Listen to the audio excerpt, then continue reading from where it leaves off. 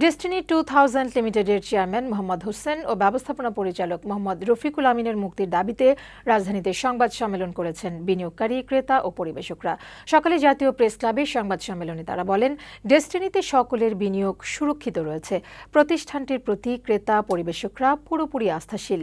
জীবন ও জীবিকার তাগিদে দ্রুত ডেস্টিনির ব্যাংক অ্যাকাউন্ট খুলে দিয়ে ব্যবসা পরিচালনার স্বাভাবিক পরিবেশ সৃষ্টি করতে সরকারের কাছে দাবি জানানো হয় সংবাদ সম্মেলন থেকে। মাহবুদ আজমির প্রতিবেদন। দীর্ঘ ৭ বছরের মানবেতর জীবনযাপনের চিত্র তুলে ধরতে এই সংবাদ সম্মেলনের আয়োজন করে ডেস্টিনি 2000 লিমিটেডের বিনিয়োগকারী, ক্রেতা, পরিবেশকরা। জাতীয় প্রেস ক্লাবের সংবাদ সম্মেলনে বক্তারা বলেন, প্রতিষ্ঠানটির চেয়ারম্যান মোহাম্মদ হোসেন ও ব্যবস্থাপনা পরিচালক রফিকুল আমিন জেলে থাকায় থমকে আছে ডেস্টিনির ৪৫ লাখ গ্রাহকের জীবনযাত্রা। ডেস্টিনি 2000 লিমিটেডের ব্যবসায়িক কার্যক্রম বন্ধ করে দেওয়ার ফলে আমরা আজ প্রায় ২ কোটি মানুষ পরিবার পরিজন নিয়ে মানবতা জীবনযাপন করছি। সংবাদ সম্মেলনে ডেস্টিনির সাধারণ ক্রেতা পরিবেশকরা জানান, প্রতিষ্ঠানে বিনিয়োগ করে সচ্ছল জীবনযাপন করছিলেন ৪৫ লাখ গ্রাহক।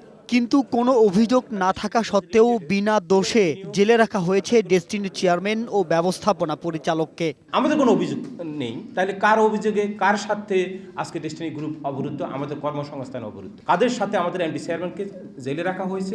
সংবাদ সম্মেলনে ডেস্টিনির শীর্ষ কর্মকর্তাদের অবিলম্বে মুক্তি, সম্পদ রক্ষা ও ব্যাংক অ্যাকাউন্ট খুলে দেওয়া সহ বিভিন্ন দাবি তুলে ধরেন সাধারণ বিনিয়োগকারী ও ক্রেতা পরিবেশকরা। এজন্য প্রধানমন্ত্রীর হস্তক্ষেপ কামনা করেন তারা। মিস্টার রফিকুল আমিন, আল্লাহ মোহাম্মদ হোসেন, তাদের কাছে আমাদের এই সম্পদকে নিরাপদ বোধ করছি।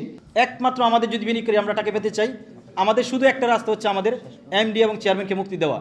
মানবিক বিবেচনায় ডেস্টিনির চেয়ারম্যান মোহাম্মদ হোসেন ও ব্যবস্থাপনা পরিচালক রফিকুল আমিনকে মুক্তি দেওয়ার দাবি জানান সাধারণ বিনিয়োগকারী, ক্রেতা, পরিবেশকরা। মাহবুদ আজমি, বৈশাখী সংবাদ, ঢাকা।